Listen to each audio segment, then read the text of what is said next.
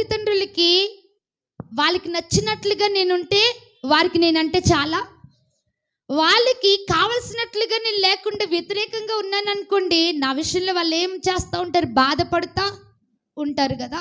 అలాగనే తండ్రి అయిన దేవునికి తన పిల్లలైన వారు మంచి భక్తి కలిగి ఉండాలి. దేవుని పట్ల ఎప్పుడు కూడా శ్రద్ధాభక్తులు కలిగి ఉంటే భక్తులైన వారు దేవునికి ఏమై ఉన్నారట, ఇష్టలై ఉన్నారు. ఈ రోజున దేవుడు నీ నుంచి కోరేది ఏంటంటే మంచి భక్తి. ప్రియమైన సహోదరి సహోదరుడా, మంచి భక్తి కావాలి, ప్రార్థన జీవితము కావాలి, భయభక్తులు దేవునికి కావాలి, లోబడే తత్వం నీలో దేవునికి కావాలి, వినయం నీలో దేవునికి కావాలి, విధేయత నీలో దేవునికి కావాలి. నువ్వు ఫలించే అనుభవాన్ని కలిగి ఉంటే అది దేవునికి కావాలి. నీలో దేవుడు కోరుకునేది అదే.